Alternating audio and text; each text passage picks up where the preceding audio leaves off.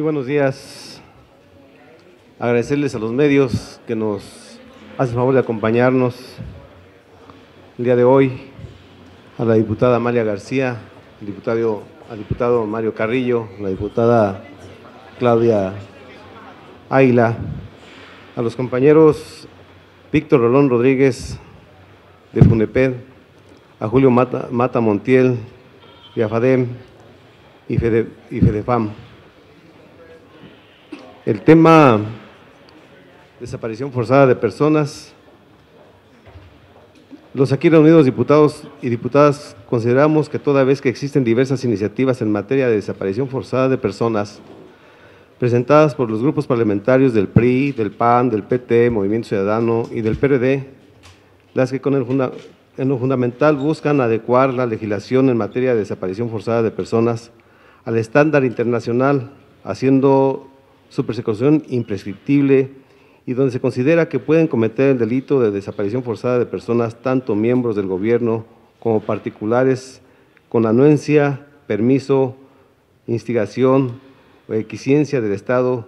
Nos pronunciamos por lo siguiente. Primero, exigimos que la Comisión de Justicia se reúna de inmediato, comience el estudio y análisis de diversas iniciativas que en materia de desaparición forzada de personas ya fueron presentadas en esta Cámara, para que se dictaminen durante este periodo ordinario de sesiones que culmina el 30 de abril. Actualmente se han presentado 8 iniciativas de los grupos parlamentarios del PRI, del PAN, del PRD, PT y Movimiento Ciudadano en materia de desaparición forzada de personas, 2 de las cuales ya prescribió el plazo otorgado por la ley para ser dictaminadas. Las otras 6 se encuentran pendientes de discusión. Las iniciativas presentadas son las siguientes. Es indispensable que durante este periodo ordinario de sesiones que recién ha comenzado se discutan y dictaminen estas iniciativas. Esto es prioridad para la sociedad mexicana. Esta legislatura tiene pendientes temas de primer orden que deben ser colocados con prioridad. Uno de ellos es legislar sobre desaparición forzada de personas. No es un asunto de un partido o de un gobierno, es un asunto de Estado en donde no caben dilaciones, pretextos o chantajes. Segundo, que se abra la discusión y se fije un calendario público de sesiones con participación de la sociedad civil, en particular con las organizaciones especializadas en la defensa y promoción de derechos humanos, comprometidas con la lucha contra la desaparición forzada de personas y de las organizaciones de familiares de desaparecidos. Es indispensable poner a disposición del escrutinio público y de la sociedad civil organizada las diversas iniciativas que se han presentado en esta Cámara de Diputados sobre desaparición forzada de personas. Este tema no debe ser discutido encerrados detrás de 4 paredes. Es necesario abrir la discusión y solicitar la presencia tanto de organizaciones de promoción y defensa de derechos humanos, de las que buscan un Estado de Derecho mediante el diseño de políticas públicas que hagan posible el acceso de las personas a la justicia, como de las acciones de familiares de detenidos, desaparecidos y víctimas de violaciones de los derechos humanos. En esta batalla todos hacen falta. Es necesario dar cuenta de la magnitud de la tragedia humanitaria que se vive en nuestro país y desatar la discusión a nivel nacional y en todas las entidades federativas sobre la desaparición forzada de miles y miles de personas. Tercero, que el Estado mexicano acepte de inmediato y sin reservas la incorporación del Comité contra la Desaparición Forzada de Personas de la ONU. La tragedia del 26 y 27 de septiembre pasado, perpetrada contra estudiantes normalistas de Ayotzinapa, han motivado un legítimo reclamo de verdad y de justicia de los familiares de las víctimas, de la sociedad mexicana en su conjunto y de la comunidad internacional, con el fin de resolver estos aprobios, así como las desapariciones forzadas producidas en diversos estados de la República, por lo cual esta Cámara de Diputados del Congreso de la Unión recuerda que el Estado mexicano está obligado a dar cumplimiento cabal e integral a sus compromisos internacionales en materia de derechos humanos. México tiene pendiente dar cumplimiento a 2 recomendaciones de mecanismos internacionales.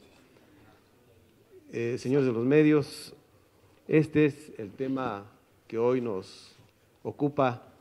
Sin duda, todo lo que ha ocurrido en los últimos meses en nuestro país, principalmente en el estado de Guerrero, pues nos coloca en una situación muy compleja al país y obliga a esta Cámara de Diputados a legislar en materia de desaparición forzada de personas. Yo creo que precisamente el que se abra la discusión, ese tema, es precisamente porque al menos nosotros los diputados del PRD quisiéramos que en este periodo, que es el último que nosotros vamos a estar en esa legislatura, podamos entregar ya esta herramienta que es necesaria para que se juzgue este delito. Y por supuesto, esta declaración que se hace en la ONU, pues está fuera de lugar, porque dice que la declaración dice que para junio tendremos una ley. En junio no sé quién pudiera estarla aprobando, este periodo termina el 30 de abril, y por eso también la necesidad de dar a conocer en este momento la urgente responsabilidad que tenemos de legislar en esa materia. Respaldando lo que ha dicho el diputado, yo agregaría que, como ustedes lo han mostrado en todos los medios de comunicación, en días pasados estuvo México presente en una reunión de Naciones Unidas en Suiza, en Ginebra, precisamente sobre la gravísima situación de desapariciones forzadas en nuestro país.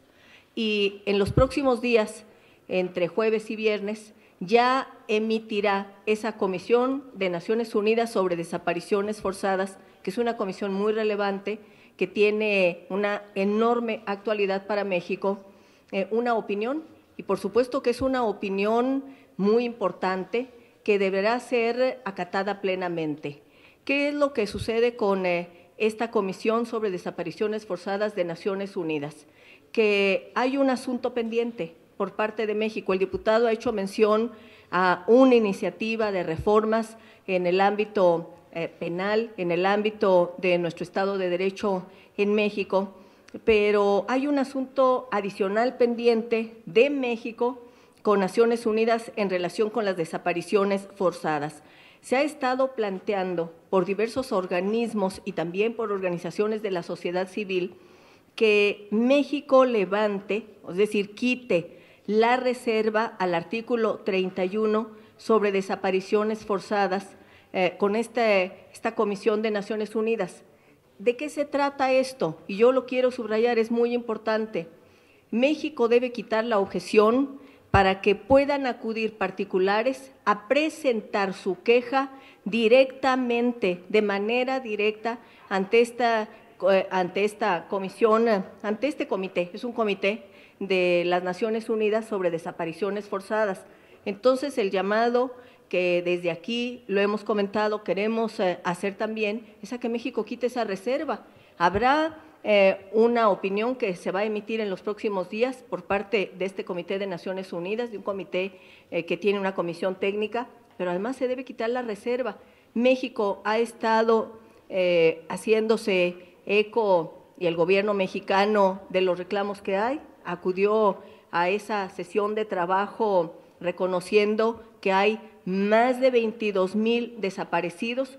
Hay que subrayar que de esos 22,000 desaparecidos, una parte importante, casi la mitad, son casos que se han documentado en estos 2 años de este gobierno. En estos 2 años de este gobierno, desapariciones forzadas. Y como decía el diputado, desapariciones forzadas se refieren a aquellas en las que interviene una autoridad o la autoridad permite que se dé esa desaparición forzada.